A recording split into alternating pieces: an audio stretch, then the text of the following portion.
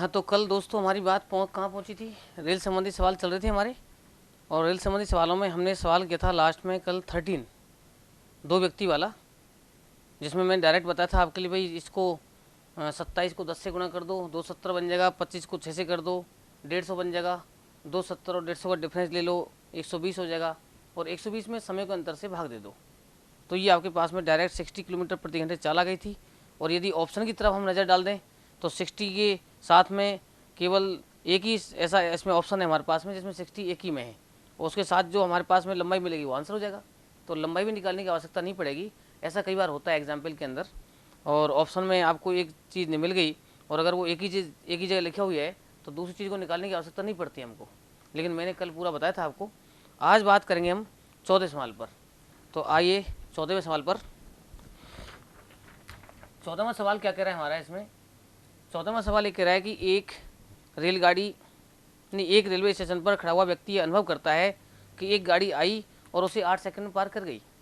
और फिर ये कह रहा है कि जबकि विपरीत दिशा से आती एक अन्य गाड़ी ने उसे 6 सेकंड में पार कर दिया।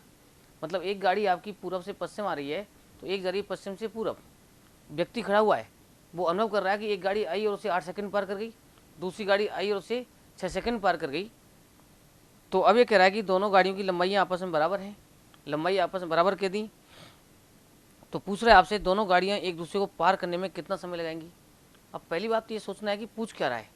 पूछ रहा है आपसे दोनों गाड़ियाँ आपस में पार करने में कितना समय लगाएंगी। तो आपस में पार करने का समय जानते हैं हम। आपस में पार करने का जो समय होता है वो होता है L1 प्लस L2 बटे V1 प्लस V2। मतलब ये कहने का कि दोनों की लंबाई चाहिए हमें और दोनों की चाल भी चाहिए। तो ये जितने भी आपके सूत्र वगैरह हैं इसके अंदर, वो आपके दिमाग में एकदम फिट रहने चाहिए। कोई गाड़ी खंभे को पार कर रही है तो दूरी क्या होगी, कोई गाड़ी पुल को पार कर रही है दूरी क्या होगी, दो गाड़ी एक दूसरे की तरफ आ रही हैं तो सापेक्ष चाल क्या होगी, दो गाड़ी एक ही दिशा में जा रही हैं तो सापेक्ष चाल क्या होगी।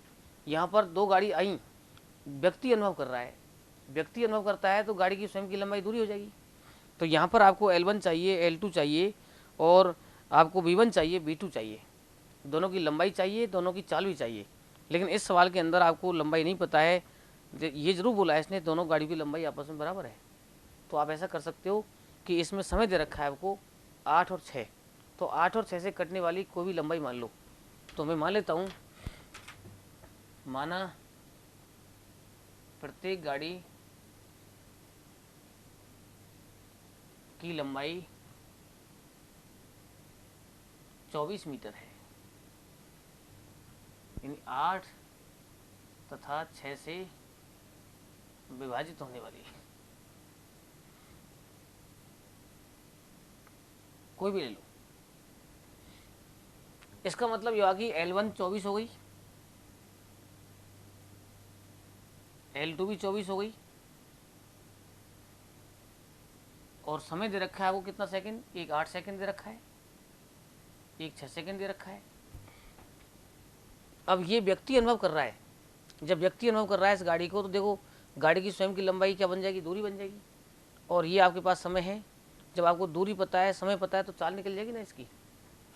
तो गाड़ी की चाल का मतलब V1 निकाल सकते हैं हम 24 में किसका भाग दे करके, 8 का, 3 मीटर पर सेकेंड। V2 निकालो, V2 आ जाएगा हमारा कितना, 24/6, कितना आ जाएगा, 4 आ जाएगा, 4 मीटर पर सेकेंड। एक हो जाएगा 3 मीटर पर सेकेंड, एक हो जाएगा 4 मीटर पर सेकेंड। जब आपके पास में L1 है, L2 है, V1 है, V2 है, तो आप लिख दो दोनों गाड़ियों को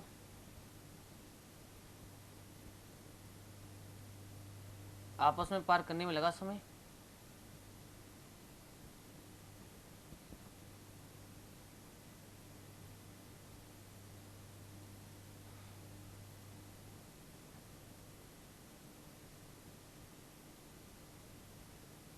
ये सूत्र जानते हैं ना, ये वाला, इसमें रख दीजिए सबको। 24+24/3+4, 48/7, या 6 सही 6/7।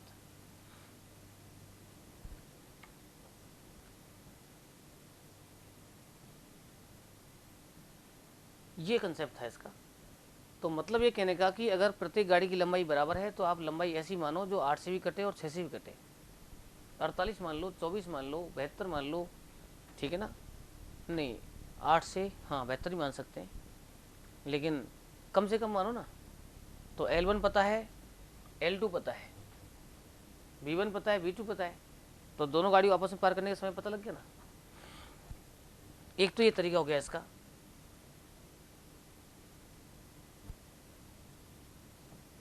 बता लिया, जल्दी उतारो।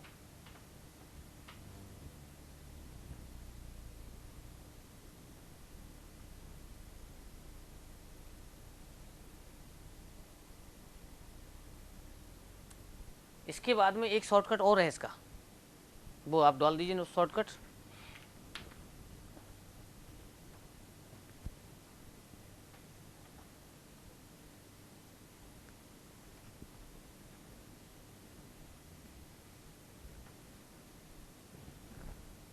लिखिए, दोनों गाड़ियों को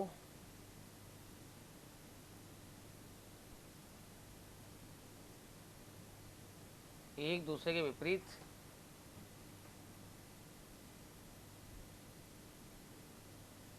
चलते हुए आपस में पार करने में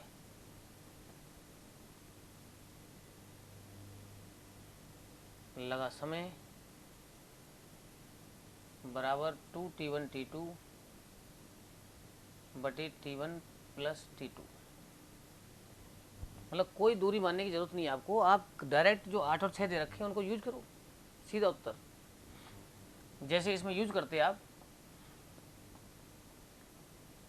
2 इंटू 8 इंटू 6 और नीचे आता है आपका 8 प्लस 6, तो 2 इंटू 48 अपॉन कितना 14, 7 बार कटता ही और वही 6 सही 6/7 सेकेंड उत्तर आता। ये आपका शॉर्ट हो गया।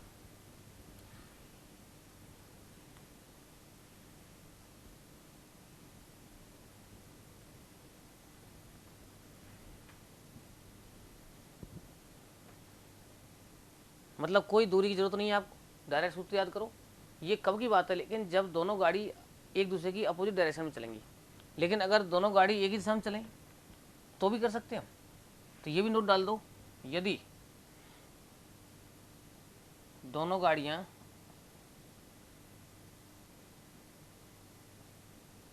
एक ही दिशा में चलते हुए एक दूसरे को पार करती तो T बराबर 2T1T2 बटे T1 माइनस T2 होगा।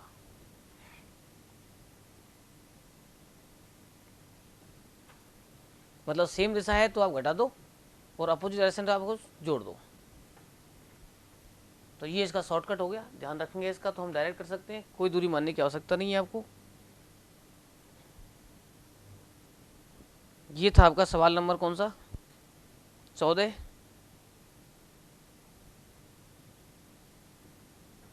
सवाल नंबर 15 पर जाइए आप।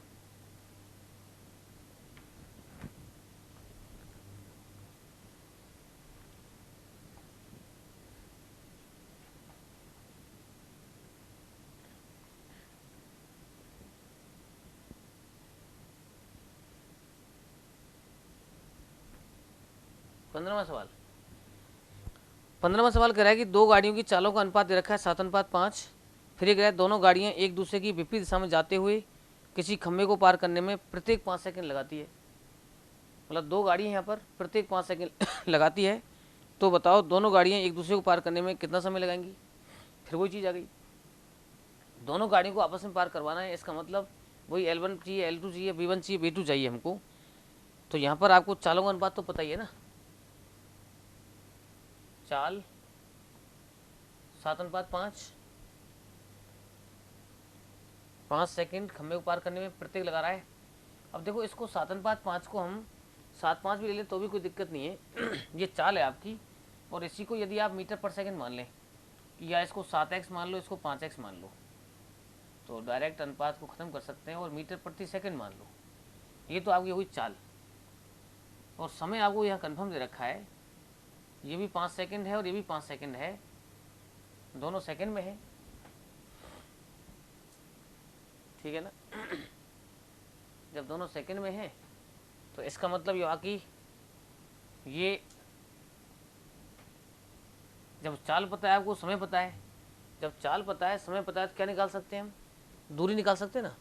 दूरी कैसे निकाल सकते हैं, ये पता है इसके अंदर कि प्रत्येक गाड़ी एक खंबे को पार कर रही है और खंबे को पार करने में 5 सेकंड लगा रही है। तो ये हमें पता है कि जब खंबा पार होगा तो गाड़ी की स्वयं की लंबाई दूरी होगी। तो यहाँ से जो दूरी निकल के आएगी ना, अब चाल इंटू समय करूँगा मैं, दूरी बनेगी इसकी। अब दूरी क्या बन रही है, वो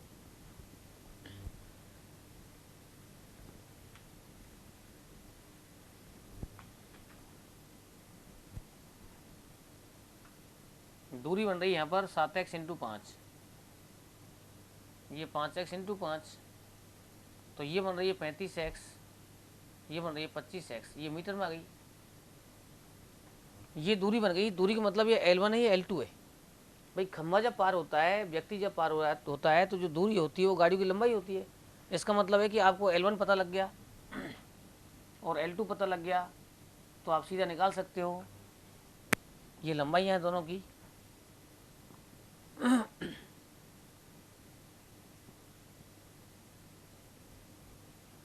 लंबाइयाँ क्यों कह रहे हैं हम इसको, क्योंकि ये गाड़ी ने पार किसको किया है, खंबे को पार किया है। तो इसका मतलब है कि ये L1 हो गया, L2 हो गया।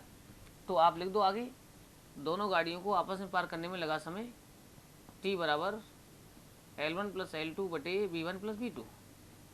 जब V1 प्लस V2 करेंगे हम तो t बराबर हो जाएगा L1 प्लस L2, मतलब कितना आ रहा है देखो, 35x प्लस में 25x बटे 7x प्लस में 5x, और ये हो जाएगा t बराबर 60x बटे 12x या t बराबर 5 सेकंड। ये उत्तर।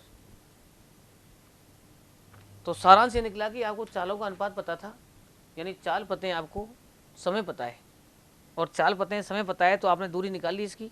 जब दूरी निकाल ली आपने तो L1 L2 निकाल ली आपने, और जब L1 L2 है, V1 V2 है और दोनों की दिशा पता है हमें, दिशा अपोजिट है, तो सापेक्ष चाल जुड़ गई और वही 5 सेकंड आ गया, ठीक है ना। ये सवाल था। वैसे तो मुझवानी सवाल है आपका। मुझवानी सवाल क्योंकि आपको एक्सप्रेस की जरूरत ही नहीं है इसमें। कैसे देखो,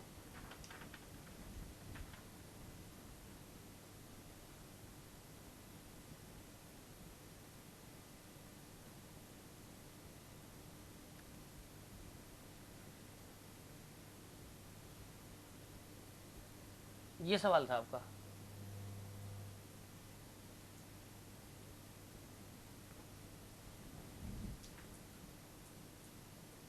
यही है ना। अब इसके अंदर आप देखिए कि ये चाल है समय, जब चाल को समय से गुणा करूंगा मैं तो 7 पंजे 35 और 55 25, तो यहीं पर गुणा कर सकते हैं ना इसका। ये 35 हो गया और ये आपका 25 हो गया, तो 35 25 कितना हो गया, 60 हो गया। 60 को आपको 12 से भाग देना है। भाई चालों का योग हमारे पास दिख रहा है क्लियर 12 है, तो 60 को जब 12 से भाग देंगे तो क्या आएगा, 5 सेकंड आएगा। और भी तरीका, नोट डालो, शॉर्ट नोट। इसमें देखो क्या खासियत मिल रही सवाल में कि प्रत्येक गाड़ी खंबे को 5 सेकंड पार कर रही थी और यहाँ भी तुम्हारा 5 सेकंड जा रहा है। ये संयोग की बात नहीं है, ये संयोग की बात नहीं है। ऐसे सवाल में हमेशा ऐसा ही आएगा, यानी जो सवाल जो समय दे रखा होगा सवाल में आपका, वही समय लगेगा दोनों गाड़ियों को आपस में पार करने का। तो इसका नोट डाल दीजिए, शॉर्ट नोट।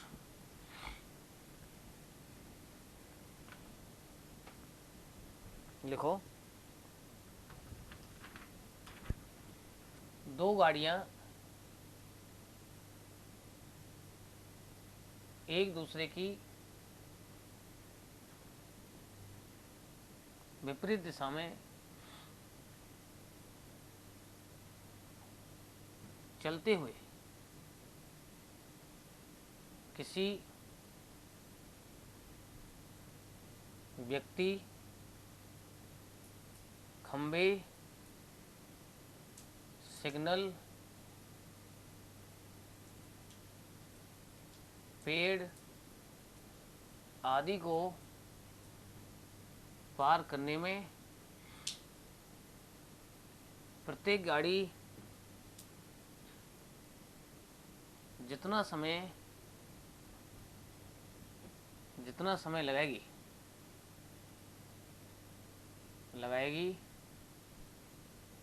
उतने ही समय में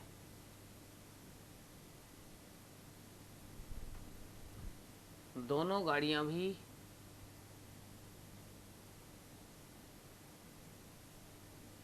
एक दूसरे को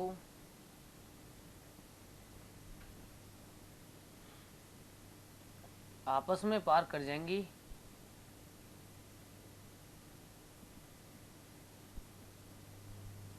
चाहे चालों का अनुपात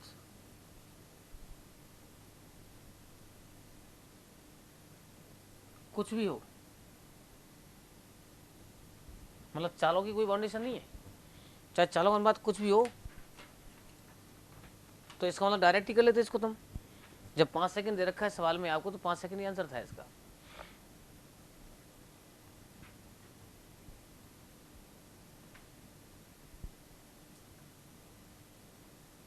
ये था सवाल।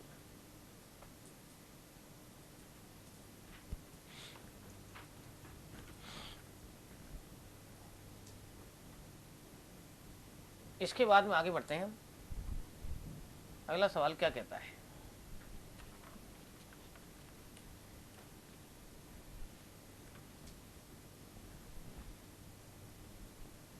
अगला सवाल कहता है हमसे कि एक रेलगाड़ी की बिना रुके औसत चाल दे रखी है 50, जबकि रुक रुक कर चाल दे रखी है उसकी 40।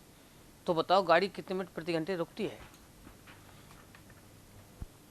सपोज करो कि जो डिस्टेंस है, समझने के लिए मैं मान रहा हूं,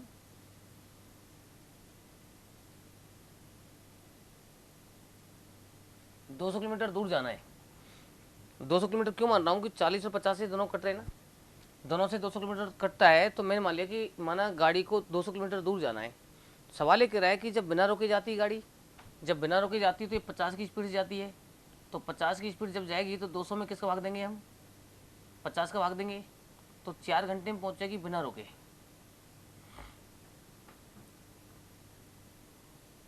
बिना रोके, ठीक है ना। अब इसी 200 किलोमीटर दूरी को आप किस चाल जा रहे हो? 40 चाल जा रहे हो। तो अब कितने घंटे में पहुंचेंगे? 5 घंटे में पहुंचेंगे। ये रुक रुक कर पहुंच रहे हैं हम। पता लग रहा है कि बिना रुके जब पहुंचते हैं हम नॉन स्टॉप जाते हैं तो 4 घंटे में पहुंच जाते हैं। और जब स्टॉप करके जा रहे हैं तो कितने घंटे में पहुंच रहे हैं? 5 घंटे में। इसका मतलब कितने घंटे रुके रास्ते में? 4 घंटे नॉन स्टॉप का है, 5 घंटे स्टॉप करके है, तो 1 घंटे रुके ना। रुकने का समय पता लग रहा है, 1 घंटे रुके। 1 घंटे मतलब 60 मिनट रुकी गाड़ी। 60 मिनट तो रुकी गाड़ी, लेकिन 60 मिनट जो रुकने का समय है वो कितने घंटे में है? इसी 5 घंटे में है। 5 घंटे लग क्यों रहे हैं उसको भाई? रियल में तो वो चलती जब तो 50 ही चलती है। जैसे मान लीजिए नॉन स्टॉप चलती है 50 से जाती है, जाती तो 50 से ही है, लेकिन एक स्थिति ऐसी है उसकी कि एक स्थिति में वो रुक रुक के 50 से जाती है। अब रुक रुक के 50 से अगर जाएगी तो एवरेज क्या रह जाएगा? उसका 40 रह जाएगा। जब 40 रह जाएगा एवरेज, तो 5 घंटे में पहुंचेगी। तो इससे पता चल रहा है हमको कि बीच में 1 घंटा रुकने का है उसका। और जब 1 घंटा रुकने का है उसका मतलब 60 मिनट रुकने के हैं। तो ये 60 मिनट रुकने के कितने घंटे की यात्रा में है? 4 घंटे की यात्रा में या 5 घंटे की यात्रा में? 5 घंटे की यात्रा में। क्योंकि 1 घंटा रुकने की वजह से 5 लगे उसको। जब 5 घंटे में रुकती है तो ये कह सकते हैं हम कि 5 घंटे में रुकती है गाड़ी, 5 घंटे में रुकती है 60 मिनट,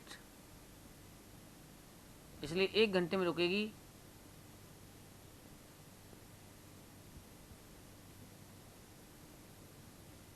60/5 का मतलब 12 मिनट।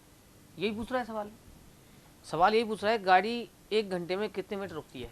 हमने निकाल लिया गाड़ी 1 घंटे में रुकती है कितने मिनट? 12 मिनट रुकती है। तो ये तो हुआ इसका एक विस्तार पूर्वक सॉल्यूशन। इसको उतारें फटाफट। और दूसरी प्रकार से और बताता हूँ मैं आपको। उतार लिया।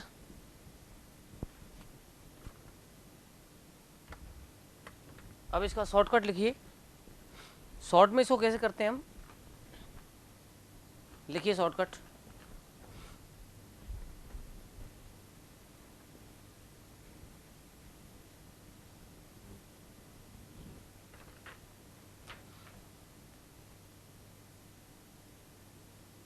बिना रुके चाल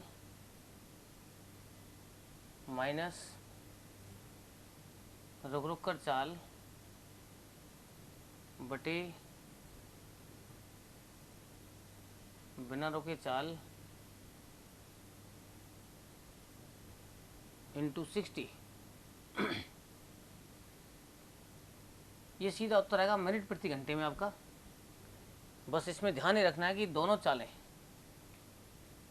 चालें किलोमीटर प्रति घंटे में होनी चाहिए।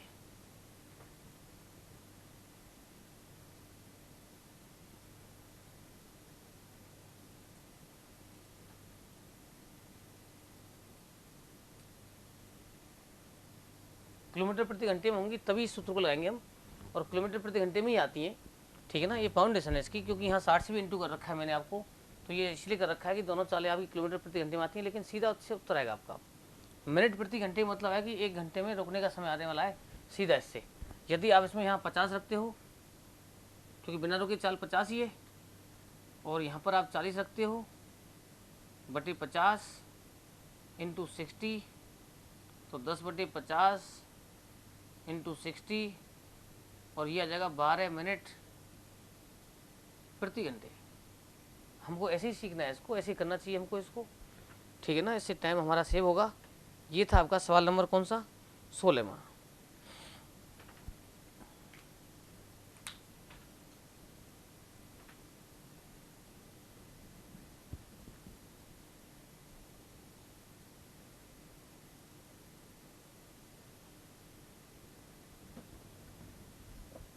इसके बाद में आइए आगे। अगले सवाल में विस्फोट वाला सवाल दे रखा है हमने आपको कि एक रेलवे स्टेशन पर 10 मिनट के अंतराल पर 2 बम विस्फोट हुए, लेकिन एक रेलगाड़ी जो उसी स्टेशन की तरफ आ रही थी उसमें बैठा एक व्यक्ति उन विस्फोटों को 9 मिनट के अंतराल पर सुनता है। तो बताइए रेलगाड़ी की चाल कितने किलोमीटर प्रति घंटे थी यदि ध्वनि की चाल 330 मीटर पर सेकंड है। सवाल अच्छा है, कैसे करें इसको, ये देखिए आप।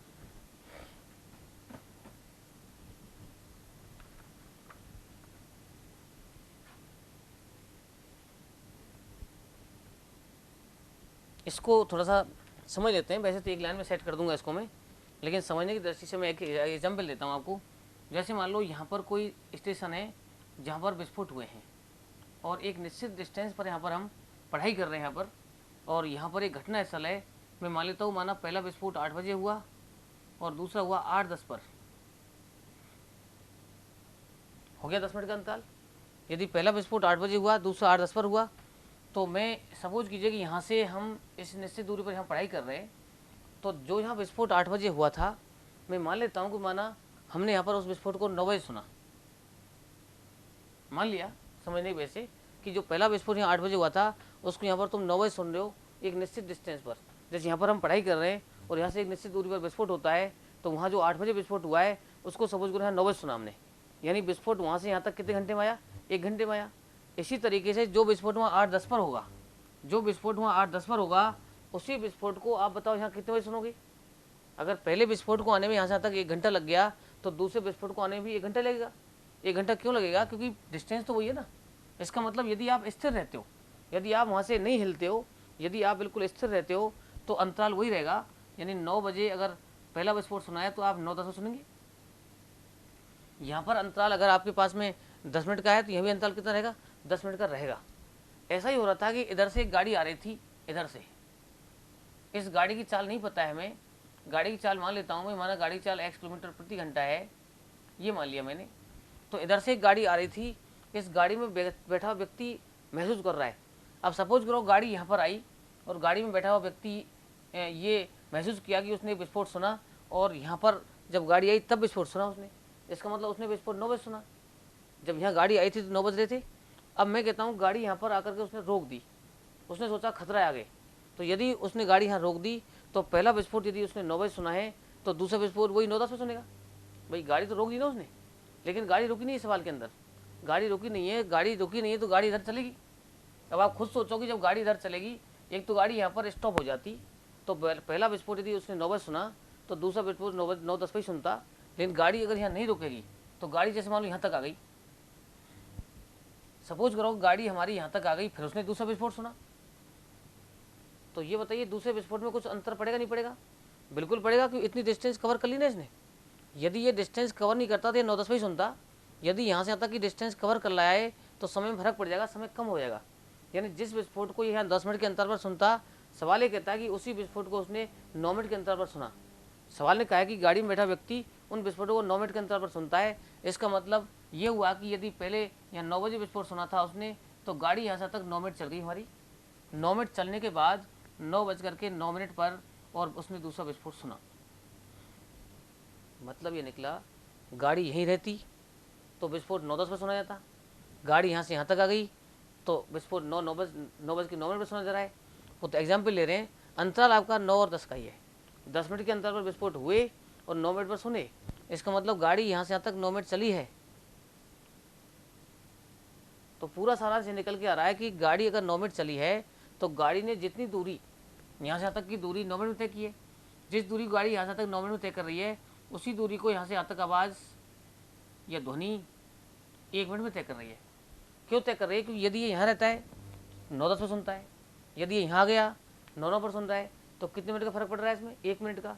जब 1 मिनट का फर्क पड़ रहा है तो मतलब ये निकला कि इस दूरी को यहाँ से यहाँ तक गाड़ी तो करती है 9 मिनट में तय और आवाज़ करती है इसको 1 मिनट में तय। तो ये सारांश हो गया इसका। इसका मतलब ये निकल रहा है कि गाड़ी द्वारा 9 मिनट में तय की दूरी बराबर आवाज़ द्वारा 1 मिनट में तय की दूरी आपस में कैसी है? बराबर है। और ये इसका सॉल्यूशन है। लेकिन हम इतनी एनर्जी वेस्ट नहीं करेंगे। हम अब इसको शॉर्ट में कैसे समझेंगे हम? जैसे मान लो 10 मिनट के अंतराल पर विस्फोट हुए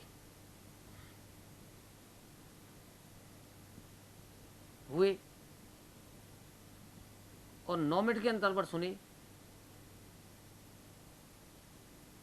तो इसमें कितने मिनट का फर्क पड़ रहा है? 1 मिनट का पड़ रहा है। जब 1 मिनट का फर्क पड़ रहा है तो 1 मिनट की तो है आवाज़ की दूरी और 9 मिनट की है गाड़ी की दूरी, आपस में बराबर है। यदि यहाँ 8 होता, 8 मिनट के अंतराल पर सुने, तो 10 और 8 का अंतर फिर 2 आता, फिर हम कहते 2 मिनट की आवाज़ की दूरी और 8 मिनट की गाड़ी की दूरी आपस में कैसी है? बराबर है। तो बस इस स्केच को बना लो समझने के लिए। बस सॉल्यूशन तो हम यहीं से करेंगे, माना और ये भी तुमने माना है। और एक लाइन लिख दो, गाड़ी द्वारा 9 मिनट में तय की गई दूरी बराबर आवाज़ द्वारा या ध्वनि द्वारा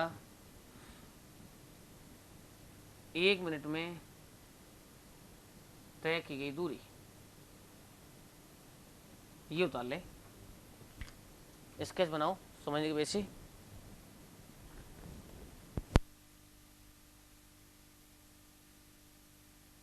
उतार लिया?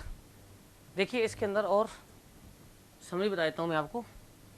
यहाँ से यहाँ तक की जो दूरी है वो आवाज़ की 1 मिनट की है और गाड़ी यहाँ से तक कितने मिनट में आई है? 9 मिनट में आई है। यही मैं लिखा है यहाँ से, गाड़ी द्वारा 9 मिनट में तय की दूरी और आवाज़ द्वारा 1 मिनट में तय की दूरी। जब हम एग्ज़ाम में सॉल्व करेंगे तो सारा सिस्टम ख़त्म हो जाएगा, ठीक है ना? तो आप लिखो इसको, दूरी का मतलब हो जाएगा यहाँ पर चाल इंटू समय।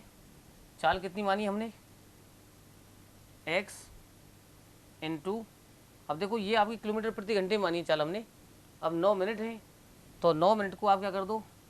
9/60 कर दो, क्योंकि 9 मिनट को 9/60 करेंगे तो ये क्या आ जाएगा हमारे पास? ये घंटे में आ जाएगा और दूरी हमारी किलोमीटर में आएगी। बराबर आवाज़ की चाल दे रखी है सवाल में 330 मीटर पर सेकेंड, 330 मीटर पर सेकेंड दे रखी है, तो इसको 18/5 से गुणा कर दो तो ये किलोमीटर प्रति घंटे में आ गया। 18/5 से गुणा कर दिया ना। और इंटू 1 मिनट, 1 मिनट को भी आप 60 से भाग दो, क्योंकि इसको भी हमें घंटे में बदलना है। इधर भी पक्ष आपका किलोमीटर में हो गया, इधर का भी पक्ष किलोमीटर में हो गया। तो ये इसको 9 में 60 से भाग क्यों दिया? साइड में चाहे तो लिख लेना। 60 से भाग इसलिए दिया है क्योंकि मिनट को किस में बदला हमने? घंटे में। मिनट को घंटे में बदलने के लिए 60 से भाग दिया गया है। साइड में इंडिकेट कर लें जिनको दिक्कत है। लेकिन मेन चीज़ ये कि आपको इस पक्ष के अंदर दूरी मीटर में, किलोमीटर में है, तो इस पक्ष में दूरी किस में लानी है, किलोमीटर में ही लानी है। तो ये हमारे पास में हो गया 60 से 60 कट गया क्या, देखो बिल्कुल कट सकता है, क्योंकि जब नीचे भी 60 है, यहाँ भी नीचे 60 है और बराबर से बीच में है, सब गुणा में बैठे हुए हैं, तो नीचे का नीचे काट सकते हैं, ऊपर का ऊपर काट सकते हैं आप।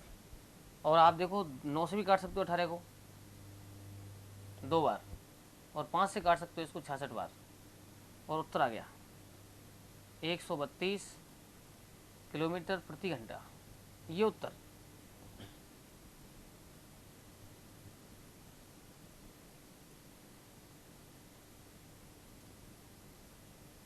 ठीक है ना।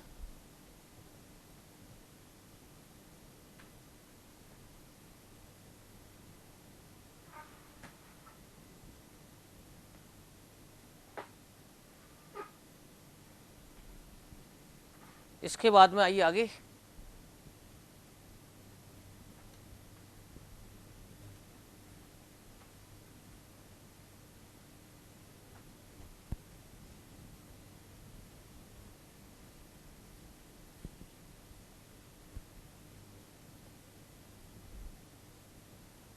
अगला सवाल दिया मैंने आपके लिए 19वां सवाल, 18वां सवाल। 18वां सवाल क्या कह रहा है, 18वां सवाल कह रहा है आपसे कि दो रेलगाड़ियां स्टेशन ए और बी से एक दूसरे की तरफ, ये बिल्कुल मुंजवानी सवाल है आपका। ये दो रेलगाड़ियां हैं, स्टेशन ए और बी है, इधर से जो गाड़ी चलती है उसकी स्पीड दे रखी है मैंने आपको 60, और इधर से जो गाड़ी चलती है उसकी स्पीड दे रखी है हमने आपको 75, ऐसे है। फिर ये कह रहा है आपसे कि एक की स्पीड 60, एक की स्पीड 75, दोनों गाड़ी एक दूसरे तरफ चलनी, और फिर ये कह रहा है कि रास्ते में एक दूसरे को मिलने पर पता चला कि अधिक चाल वाली गाड़ी ने कम चाल वाली गाड़ी से 60 किलोमीटर की दूरी अधिक तय कर ली। इसका मतलब यह कि ये गाड़ी इधर से 60 चलेगी, ये गाड़ी इधर से 75 चलेगी। जब एक गाड़ी 60 चल रही है, गाड़ी 75 चल रही है, तो ये पता चल रहा है कि ये हर घंटे 15 जहाँ चलेगी। जब ये हर एक घंटे 15 जहाँ चलेगी तो मिलने के समय पर 15 ज़्यादा नहीं चली, मिलने के समय तक वो 60 जहाँ चल गई। तो क्लियर दिख रहा है कितने घंटे मिली। ये 60 चल रही है, 75 चल रही है, तो प्रत्येक घंटे ये कितनी ज़्यादा चल रही है, 15 अधिक चल रही है। जब 15 अधिक चल रही है तो ये कह रहा है मिलने के समय तक 60 किलोमीटर अधिक चल गई। इसका मतलब कितने घंटे मिली गाड़ी, 60 में 15 भाग दे दो, 4 घंटे मिली। जब 4 घंटे मिली तो 4 घंटे तक ये भी चलेगी आपकी, और 4 घंटे तक ये भी चलेगी, तो 4 घंटे में चल जाएगी। ये 60 गुणा 4 कर दो, और ये भी 75 गुणा 4 कर दो। तो यदि आप इसको 60 गुणा 4 करते हो तो 240 बैठता है, और 75 इंटू 4 करते हो तो 300 बैठता है। 240 ये, 300 ये, तो 300 और 240 कितने हो गए, 540 हो गए। इसके बाद दोनों स्टेशनों के बीच की दूरी कितनी थी, 540 थी। तो इसको आप लिखें। अब सबसे पहले लिखो दोनों गाड़ियों को आपस में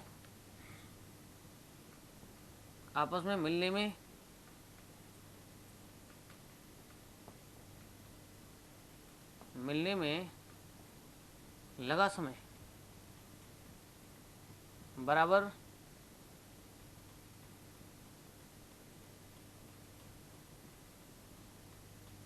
दूरियों का अंतर बटे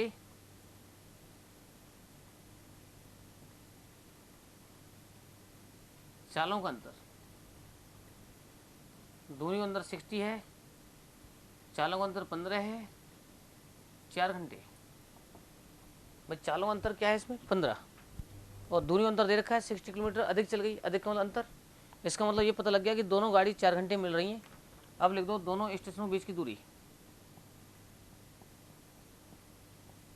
दोनों स्टेशनों के बीच की दूरी बराबर 60 इंटू 4 प्लस 75 इंटू 4, 240 प्लस में 300, और ये हो गई आपकी 540 किलोमीटर। ये इसका उत्तर है। उतारिए।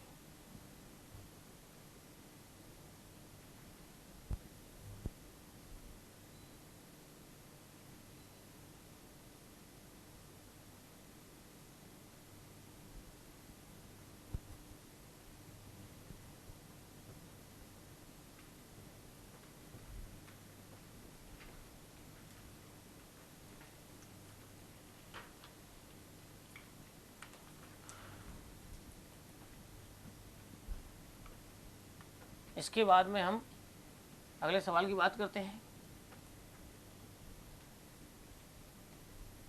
अगले सवाल में बहुत अच्छा सवाल आ रहा है।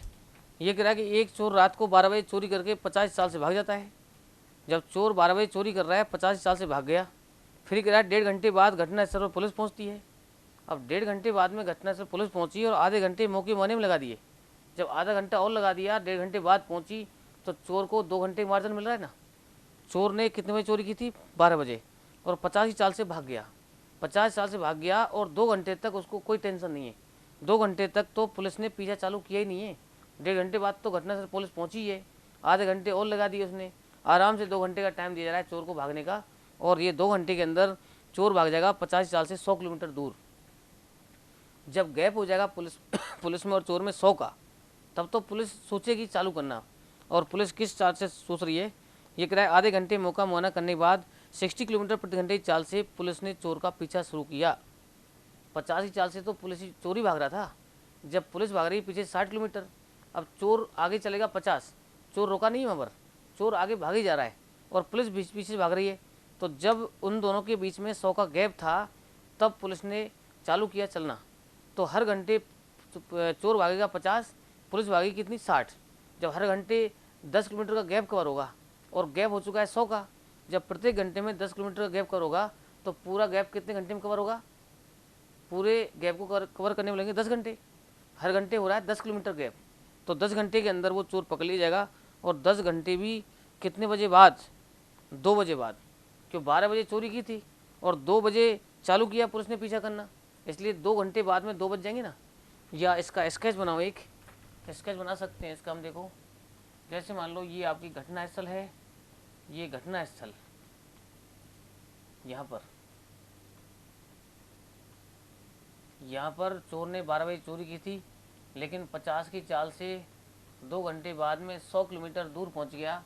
यहाँ गया चोर, चोर इधर भाग रहा है और पुलिस यहाँ से भागेगी। अब ये जो स्थिति है इन दोनों की, ये 2 बजे है, रात को 2 बजे। और ये जो स्थिति है आपकी पुलिस की, चालू करेगी यहाँ से 2 बजे ही चालू करेगी और 60 की स्पीड से चालू करेगी। और यहाँ पर जो है चोर भाग रहा है 50 की चाल से, तो अब यहाँ पर फर्क ये पड़ गया, दिशा सेम है दोनों की, दोनों के बीच में दूरी पता है 100 किलोमीटर, दिशा सेम होने के कारण सापेक्ष चाल घटेगी यहाँ पर।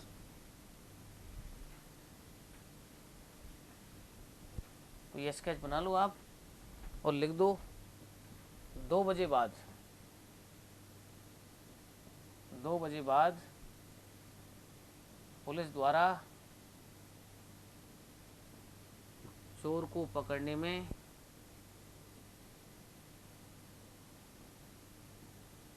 लगा समय बराबर 100 ऊपर दूरी है, सापेक्ष चाल घटा दो, तो ये आ जाएगा हमारे पास में 10 घंटे। मतलब 10 घंटे बाद जो है वो दूर तय हमारा 2 बजे बाद है।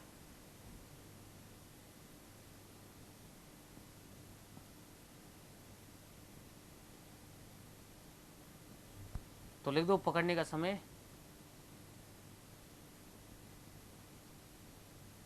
2 बजे में 10 उड़ना पड़ेगा हमें, 12 बजे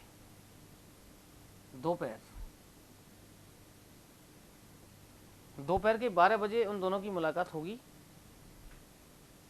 ये है, ये तो पकड़ में आ गया। दोपहर में 12 बजे वो आपस में मिल जाएंगे, यानी पुलिस चोर को पकड़ ली कितने बजे? 12 बजे। अब ये जरूर नहीं साहब पुलिस और चोर का ही सवाल आए, यही सवाल आपको ऐसे आ सकता था कि एक रेलगाड़ी यहाँ से 12 बजे चली और 50 चाल चली, 2 घंटे बाद में दूसरी गाड़ी 60 की चाल से चली, उसी दिशा में चली, तो बताइए दूसरी गाड़ी पहली गाड़ी को कितने घंटे में पकड़ लेगी? वही उत्तर 12 बजे पकड़ लेगी, 10 घंटे में पकड़ लेगी। लेकिन इसने एक चीज़ और पूछी आपसे कि ये कह रहा है आपसे कि घटना स्थल से कितने किलोमीटर दूर चोर पकड़ा जाएगा, तो ये भी लिख दीजिए आप, घटना स्थल से चोर के पकड़े जाने तक की दूरी।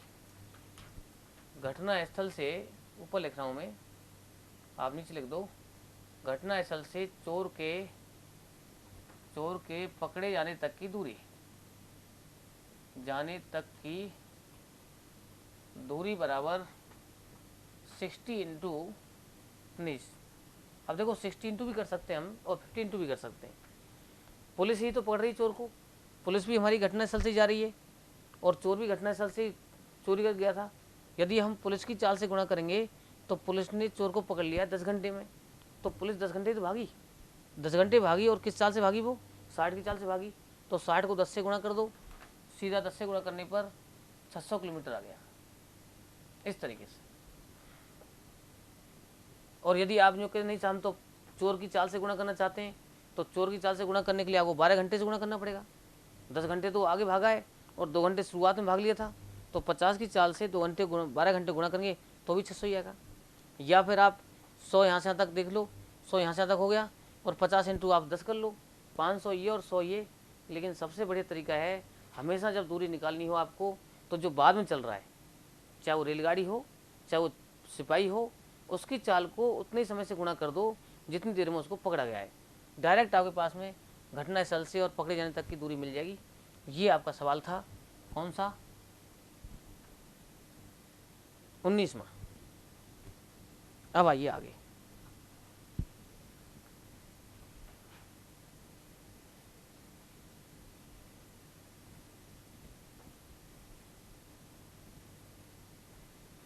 बीसवां सवाल,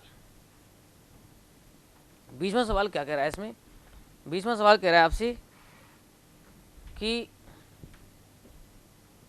एक बंदर 40 मीटर ऊंचे खंभे पर इस प्रकार से चढ़ता है कि पहले मिनट में 8 मीटर चढ़ने के बावजूद अगले मिनट में 4 मीटर फिसल जाता है। ये सवाल ऐसा है कि जैसे मान लो पूरा खंभा है, ये 40 मीटर ऊंचा खंभा है, तो इसमें पहले लिखें आप इसको, पहले मिनट में चढ़ता है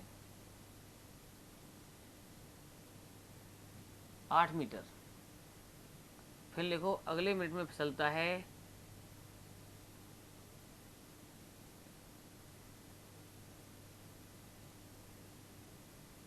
4 मीटर, फिर लिखो 2 मिनट। भाई 1 मिनट चढ़ने की हुई, 1 मिनट फिसलने की हुई, जब 1 मिनट चढ़ने की 1 मिनट फिसलने की 2 मिनट हो गए ना खर्च, तो 2 मिनट में चढ़ेगा 4 मीटर। यहाँ तक की बात तो कंट्रोल कर लो भाई, 1 मिनट चढ़ने की 1 मिनट फिसलने की 2 मिनट खर्च हो गए हमारे पास में, और 2 मिनट के अंदर वो उसका काम कितना हुआ, केवल 4 मीटर काम हुआ। तो इस सवालों को करने के लिए एक सिंपल कंसेप्ट आप दिमाग में रखो। क्या सिंपल कंसेप्ट, कि ये पूरा हमारा खंबा है 40 मीटर ऊंचा, तो पहले मिनट की जो भी चढ़ाई हो, पहले मिनट की चढ़ाई कितनी यहाँ पर 8 है, तो पहले मिनट की चढ़ाई को आप टॉप से कम कर दो। मैंने यहाँ से टॉप से ये 8 कम कर दिया, तो बताओ नीचे मेरे पास कितना बचेगा, 32 बचेगा। भाई पूरा 40 है, ऊपर से 8 कम कर दिया तो नीचे कितना बचेगा, 32 बचेगा। अब 32 जब बचेगा तो इसको आप काटो मत। कई बार गलती क्या करते हैं हम लोग कि साहब 2 मिनट में 4, 1 मिनट में 2, जब 1 मिनट में 2 मीटर चढ़ रहा है तो 40 मीटर चढ़ाना है उसको। में 40 मीटर चढ़ाने के लिए आप उसको जैसे मान लो 1 मिनट में 2 मीटर, 40 मीटर चढ़ाने के लिए 40 बनाने के लिए आप उसको 20 से गुणा कर दो, तो इसमें 20 दूनी 40 आ जाएगा या और कुछ आ जाएगा। लेकिन आप इसको 1 मिनट में मत बदलो, 1 मिनट में नहीं बदलना है, और जैसे आपके लिए पैकेट दे रखा है 2 मिनट का उस हिसाब से रखना है। और यहाँ के बाद में आपको देखो जब 2 मिनट में चढ़ता है वो 4, अब इस 4 का भाग 32 में जा रहा है क्या, ये मैंने देखना है हमको। 4 का भाग 32 में बिल्कुल जा रहा है, कितनी बार जा रहा है, 8 बार। 8 से गुणा कर दो इसको, यहाँ भी 8 से गुणा कर दो, कर दिया। जब आपने यहाँ भी गुणा कर दिया, यहाँ भी गुणा कर दिया, तो आप देखिए ये हमारे पास में आ गया 16 मिनट के अंदर 32 मीटर चढ़ेगा। अब 16वें मिनट के बाद में 17वीं जो मिनट आएगी बंदर की, वो चढ़ने वाली आएगी, क्योंकि पहली पर चढ़ता है, दूसरी पर फिसलता है, तीसरी पर चढ़ता है, चौथी पर फिसलता है। तो जब 17वीं जो मिनट आएगी आपकी, वो चढ़ने वाली आएगी, और चढ़ता तो बंदर हमेशा 8 मीटर ही है। जब यहाँ के बाद में वो 8 मीटर चढ़ जाएगा तो टॉप पर पहुँच जाएगा, और बहुत फिसल लिया बीच में, अब वो फिसलेगा नहीं। इसका मतलब ये कह सकते हैं कि अगले 1 मिनट में, अगले 1 मिनट में चढ़ेगा 8 मीटर, इसलिए 17 मिनट में चढ़ेगा 40 मीटर उत्तर। और वैसे इसका उत्तर 20 आ रहा था, क्योंकि जब 1 मिनट के अंदर यहाँ पर निकालते आप 1 मिनट में 2 मीटर, तो ये 40 मीटर बनाने के लिए आप इसको 20 से गुणा करते, इसको 20 से गुणा करते, तो इसका मतलब 20 से कम 20 में 40 मीटर, तो गलत हो जाता उत्तर आपका। तो 1 में नहीं बदलना है इसको हमें, क्योंकि लास्ट की जो 8 मीटर है वो तो 1 मिनट का ही काम है उसका। जब 1 मिनट का काम है तो वो फिसलेगा क्यों फिर बीच में, इसलिए इसमें कभी गलती नहीं होगी। बस ये जो दिमाग में सेट कर लो, पहले मिनट की चढ़ाई टॉप से कम करनी है, कम करने के बाद जो शेष बचे उतना उसको चढ़ाना है। अगर पूरा पूरा नहीं चढ़ पा रहा है तो फिर अभी अगले सवाल में दे रखा है जो अनबैलेंस आंसर आएगा, इसमें तो बिल्कुल फिक्स बैठ रहा है, 8 का भाग जा रहा है इसके अंदर, 4 भाग जा रहा है 8 बार, तो इसका आंसर ही पूरा पूरा आ रहा है। ठीक है ना, जितना मीटर है तुम्हारा ये वाला, इसको इतना बना दो। यदि यहाँ पर आपके 32 है तो 8 से गुणा कर दिया, और कोई होता उससे गुणा कर देते हम। तो ये तो हुआ इसका तरीका। तो पता लग गया 17 मिनट के अंदर बंधन हमारा चढ़ जाएगा। इसके बाद में एक सवाल और दिया है इस पर मैंने, उसको भी इंडिकेट करो। लिखो, देखो ये 30 मीटर है इसकी ऊंचाई, और पहले मिनट में 5 चढ़ता है, मैं इसी में इंडिकेट कर रहा हूँ, आप अलग से लिख लो। 5 मीटर चढ़ता है, अगले मिनट के अंदर 1 मीटर फिसलता है, 1 फिसल गया। यहाँ तक की बात तो वही है। अब सबसे पहले क्या देखते हैं हम, देखो 1 मिनट चढ़ने का, 1 मिनट फिसलने का, 2 मिनट में चढ़ेगा कितना मीटर, 4 मीटर। यहाँ तक आ जाइए आप। पहले में चढ़ा 5, अगले में फिसला 1, 2 मिनट में चढ़ेगा 4। यहाँ तक आगे अपन।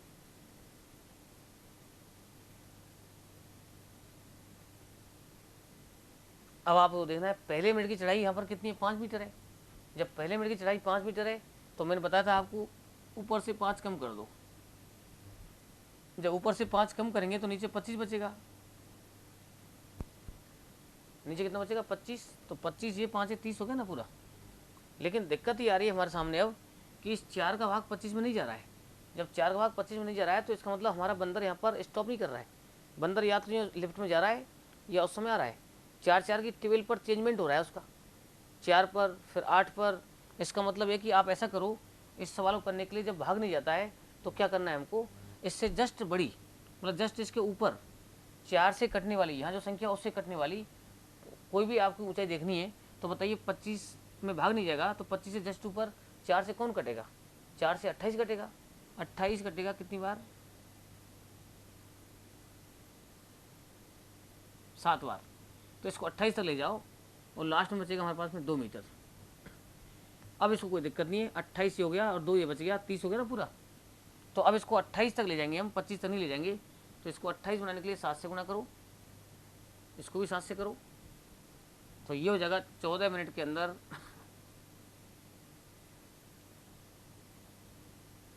चढ़ेगा 28 मीटर। यहाँ तक की बात तो पकड़ में आ गई। जब यहाँ तक की बात पकड़ में आ गई तो इसका मतलब लास्ट में हमारे पास 2 मीटर बचा है। वैसे ये एक्स्ट्रा टाइम बैठा है 2/5, जो भी आपको ऊपर दिख रहा है एक्स्ट्रा टाइम ये। अब देखो कैसे आएगा ये, चूंकि बंदर 5 मीटर चढ़ता है 1 मिनट में, 5 मीटर कितने मिनट, 1 मिनट में चढ़ता है, इसलिए 1 मीटर चढ़ेगा 1/5 मिनट में। जब 1 मीटर चढ़ेगा 1/5 मिनट में, इसलिए 2 मीटर चढ़ेगा 2/5 मिनट में। मतलब एक्स्ट्रा जो टाइम है हमारे पास में ये बैठा हुआ है 2/5, हमेशा बैठा हुआ है, हमेशा ही आपको लिखने की जरूरत नहीं है। 7 दूनी 14 सही 2/5 उत्तर। और अभी वही लिखेंगे हम, कुल समय आ जाएगा हमारा 14 पहले आ रहा है, 2/5 ये आ रहा है, इसको 14 सही 2/5 मिनट कह सकते हैं। और चाहे तो इस मिनट को सेकंड बदल सकते हैं हम, और मिनट को सेकंड बदलने के लिए 2/5 को 60 से गुणा करना पड़ेगा हमें। ठीक है ना। तो मतलब ये निकला हमारे पास में कि एक सवाल तो आता है आपका पूरे उत्तर वाला, और एक आता है आपका अधूरे उत्तर वाला। जब अधूरे उत्तर वाला सवाल आएगा तो आपको यहाँ पर जस्ट इसको बढ़ाना पड़ेगा, जिस संख्या को ये काटेगी ये वाली मीटर वहाँ तक ले जाना पड़ेगा, और फिर वो कोई दिक्कत नहीं, फिर हमारा कोई सवाल सॉल्व हो जाएगा। तो इसको भी हम ये आगे फालतू काम किया हमने, इसको भी यही कर सकते थे हम कि क्लियर दिख रहा है आपको। 7 दूनी 14 मिनट तो यहाँ पर लगी रहे हमें, और 14 के बाद में 2/5 लिखना था, और 14 से 2/5 उत्तर। तो ये थे आपके बंदर वाले सवाल। इसमें ये 5 मीटर जो चढ़ रहा है वो एक झटके में नहीं चढ़ रहा है। अगर ये झटके से चढ़ता 5 मीटर फिर तो गिर जाता है। ये आराम आराम चढ़ रहा है पकड़ पकड़ के, इसलिए लिखा हमने कि 5 मीटर चढ़ता है 1 मिनट में, 1 मीटर चढ़ेगा 1/5 मिनट में, 2 मीटर चढ़ेगा 2/5 मिनट में। इसका मतलब पूरी मिनट नहीं लग रही है उसको, 2/5 एक्स्ट्रा आ रहा है, 14 से 2/5। ये आपका रेल संबंधी सवालों का कंसेप्ट था। और अब इसमें कोई भी आप अपनी प्रॉब्लम पूछ सकते हो, ठीक है ना, समय दूरी की भी, रेल संबंधी की, कोई भी, ये पूरा होता है कंसेप्ट। ओके।